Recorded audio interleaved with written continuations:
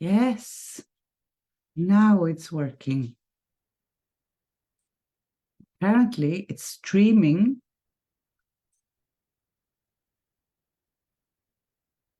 In several places. Well, streaming, we'll just see. If it's streaming two places, I'm just going to delete one of them later. I don't know what's this. It's a good thing it's the last day of the weekly lives, because this isn't really working out today. So let me see if there's anyone here that are. I'm not going to start. I'm going to wait for a little while, so I'm sure that those of you who were attending my original live starting a few minutes ago, that you can come over here on Zoom. So please let me know in the chat when you are back. Verena is here and Sandy is here. Hi. And the good thing, like I said, is that this is always being recorded automatically when we go on Facebook. Thank you, Christina. It's working fine. Thank you for letting me know.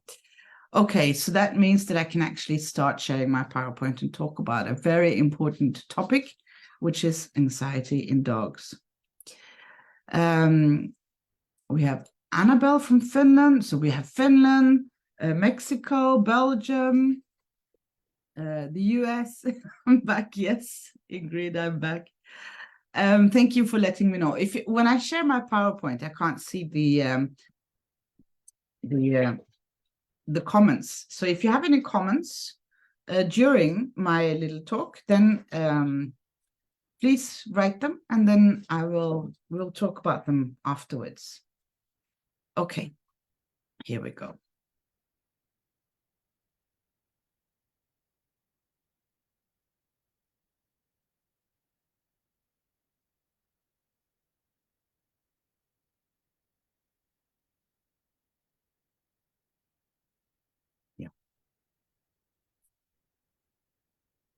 So the crucial role of anxiety reduction in canine well-being, because it's about the well-being of the dog, most importantly, and of course our own as well, because I presume you don't feel very good if you know that your dog is not feeling good. So for everyone to feel better, we need to do something about this.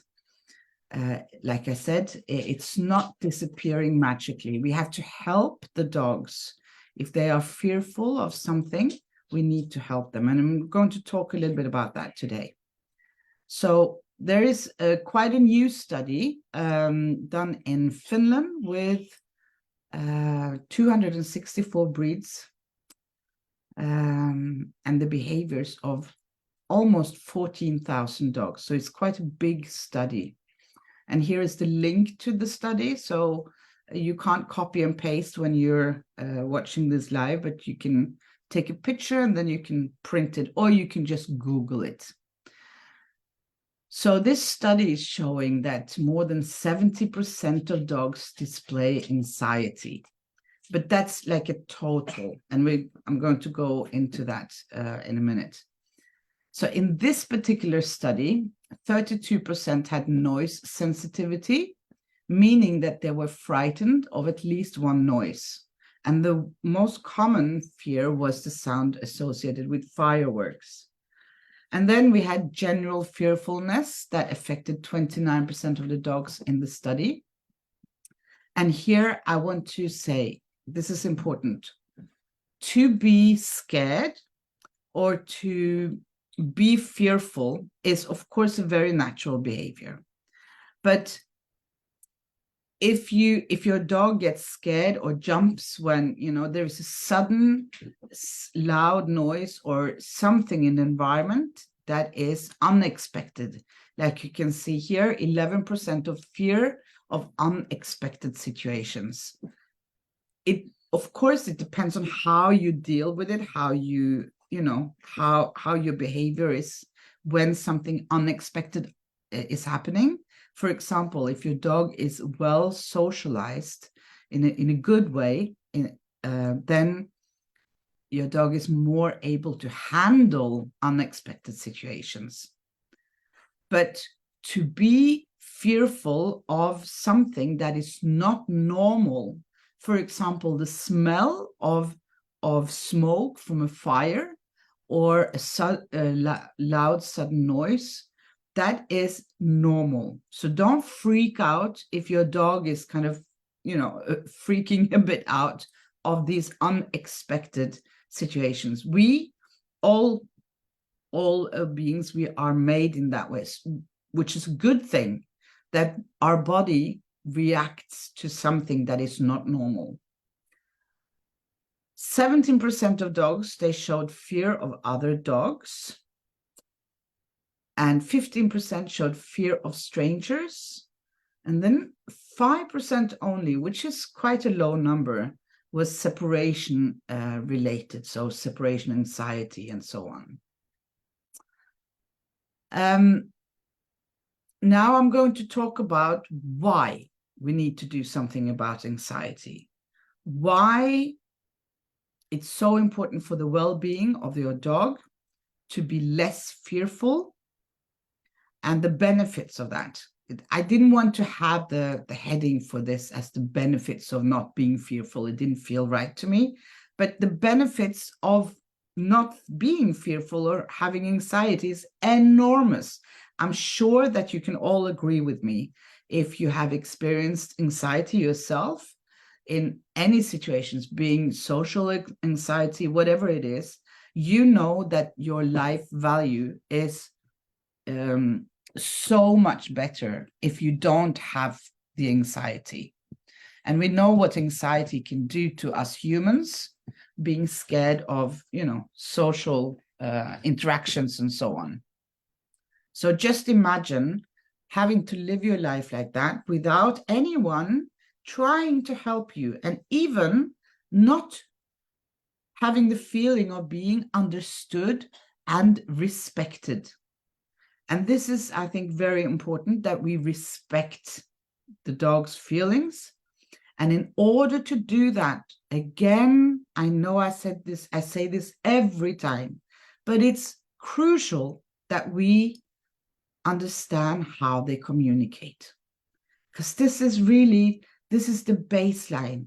If we don't understand their way of communicating with their silent language, with their body language, and the signals they're showing us, then, I don't know where to begin.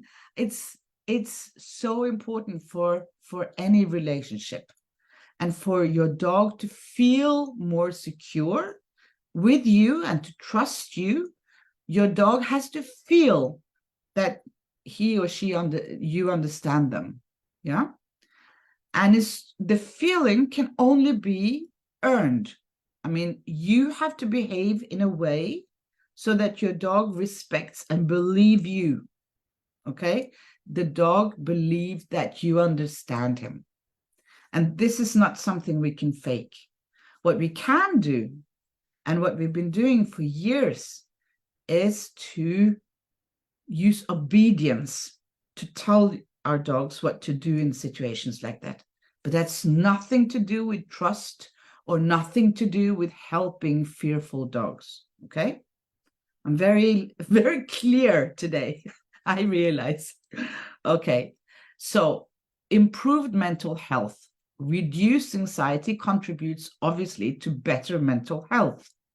An anxious dog may experience chronic stress. And I should actually remove the word may, because if you are anxious, if you're fearful, your body will be stressed, which can, of course, negatively impact their cognitive function and overall well-being. And reducing anxiety allows the dog to think more clearly and remain mentally sharp. Enhanced physical health, not mental, but physical. Long-term worry and nervousness can make your dog's body not feel well. Same thing with you and I. So if you go around being worried, your body will work, really accelerate at working inside your body. We can't do anything about it. It's just happening. So you get more stressed. It can cause health problems, physical health problems, problems with their tummy, weaken their abilities to fight sickness, and affect their heart and blood vessels. So when we help dogs feel less worried, it lowers these health problems, making them healthier and potentially live longer. Now, this is, of course, a lot of factors, but potentially. So it's not only mental health, but also, of course, physical health. Behavioral improvement. So anxiety often manifests as undesirable behaviors in dogs, such as, and I can just name all of them, but excessive barking, destructive chewing, house soiling, or aggression. And reducing the anxiety can lead to significant improvement of these behaviors. So we don't even have to do any obedience training. Actually, you should not do any obedience training before you know what the problem is, for the behavior that you're trying to change. So we don't use obedience training in these situations at all. It's all about reducing stress levels, first of all, and finding out what your dog is fearful of, in what situations, and so on. And then we can start working with the problem. And when we do that with a method called desensitization, can never pronounce it, desensitization. So basically that means step by step. Enhanced socialization. So an anxious dog may struggle with socialization and may exhibit fearful or reactive behavior towards other dogs or people. So reducing anxiety can make it easier for the dog to interact positively with others, and then hence leading to better socialization and having a better life. Increased comfort, meaning that dogs with anxiety often feel uncomfortable and stressed in various situations.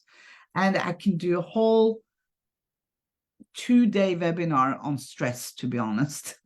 There is so much to say about stress. That's like just don't get me started even, stress, what that does to our bodies is unbelievable. And stress also, if you have any physical things with your body, for sure, that will come out if your body is chronically stressed. So, for example, allergies. Did the allergies come because of the stress, or did the stress become before the allergy? I have a skin condition, an illness, a very, very rare one. Of course, I get all kinds of diagnoses myself, but I know that my stress level, and it doesn't have to be negative stress, can be positive if I'm looking forward to something. But, your immune system lowers. And what happens when your immune system lowers? For sure, I'm going to get this skin disease problems when it happens. Same thing with dogs. So reducing anxiety helps them feel more at ease and relaxed, whether they're at home, in public, visiting, or during veterinary visits. Of course, because if we are more confident and less fearful, this is what happens.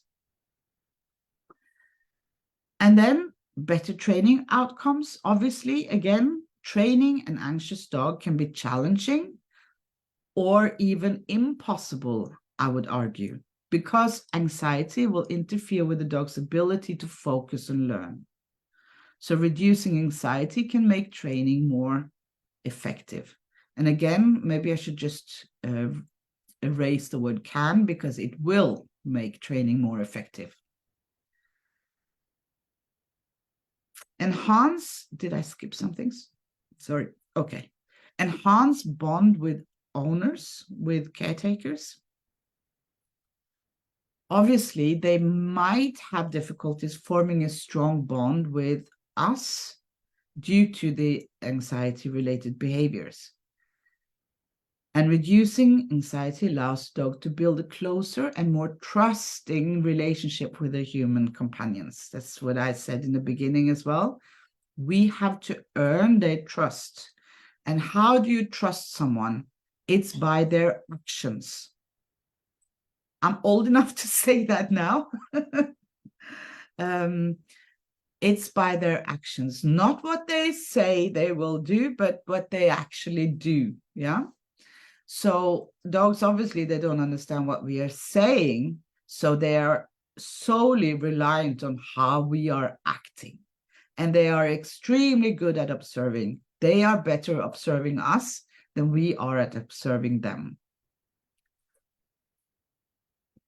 A reduced risk of escape or injuries. And I think, again, this is obvious, but I wanted to include it. So some dogs that have anxiety may try to escape from stressful situations or environments, putting themselves at risk of accidents or injuries. And this has happened many times, even tragically ending as well, trying to escape crates, trying to escape from cars, from crates in cars, from their leash, from their collar, from their harness, whatever it is, and hurting themselves. Reducing anxiety reduces the likelihood of such escape attempts, and again, is enhancing the dog's safety. So just in case I haven't convinced you already, this is another point to remember. And of course, increase quality of life. So ultimately, reducing anxiety contributes to an overall improvement of the quality of life. A less anxious dog is happier, more relaxed, and more able to enjoy life. Oops, sorry. I didn't want it to end yet. So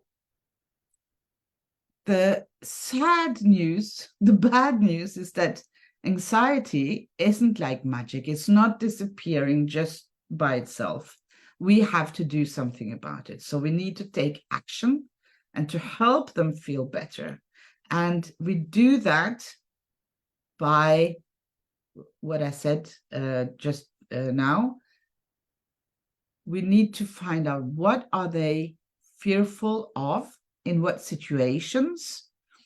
You can't always find the reason, okay? So I would say it's not that important always. Sometimes it makes sense, but very often we cannot know the reason why the dog is scared in this situation. So don't spend a lot of time trying to find out why, or if you did something wrong or something stupid or something when it was a puppy, or if it was the breeder, or if it was the breed or whatever. You know, just deal with the problem from now on and look to the future on how you can improve it. Because you have to do something about it. It's not just disappearing magically, sadly. Okay, that's it from the with the PowerPoint. So now I can see if there are any. Now I can see your comments again. Okay. What do you think? Agree, disagree? I think I'm laughing because I think most here will agree with me. What I would like, though, is that I know for a lot of you who are watching this now live, you have been following Nordic Dog Trainer for a reason, for maybe even a long time. So you will agree with me, but a lot of people don't know this. And we have, all of us have been, well, I'm claiming that we have all been at a point in our life where we didn't know this. So you need to help us to tell people about it, to help them so that we can all be informed. It's something we have to learn. And a lot of dog caretakers don't know about this. and how important it is. So please do share this Facebook Live and other important things that you can share on social media, which is, you know, wonderful for these kind of things, the positive things. And now we're only going to think about positive things we have enough negativity on the news, I think. Okay. I can't see any comments. Just need to make sure that I can actually see everything live. That's the tricky part with Zoom.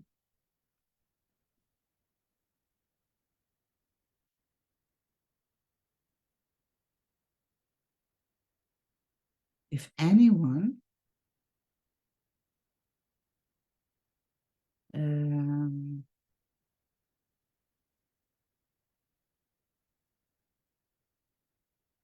so if anyone can now, please just write something. Someone, you know, like Sandy or Christine or something. Can you just write something in the comments so I know? Yeah, okay, thank you, Verena. Because sometimes, I'm sorry, it's lagging. So I'm not sure if I don't see your comments or if they're just not showing yet. So Verena, yes, completely agreeing. Any questions?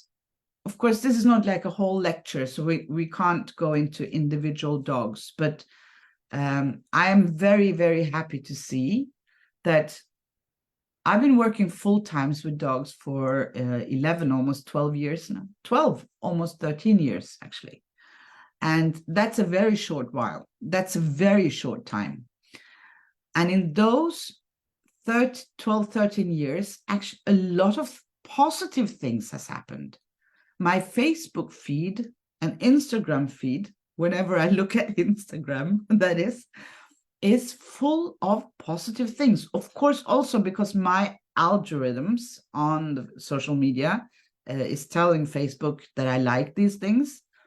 But it's not many years ago that we didn't do, you know, nose work with our dogs or enriched environment or anything. And I talked about enriched environment for years and years because I learned it from Turid more than 20 years ago. And now it's really, really popular out there.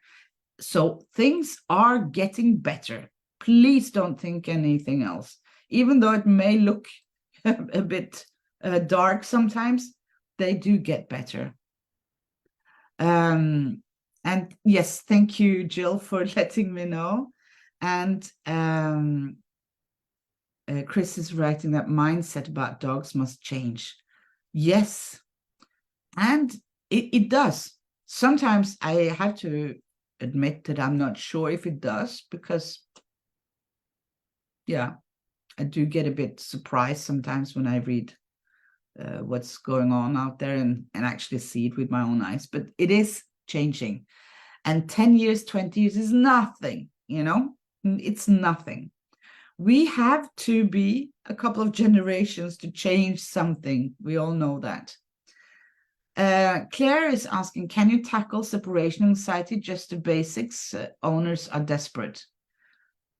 Yeah, separation anxiety is one of the, I'm sorry to say, but it's kind of hard to work with because you cannot train separation anxiety in the weekends and then go back to work on Monday and leave your dog alone.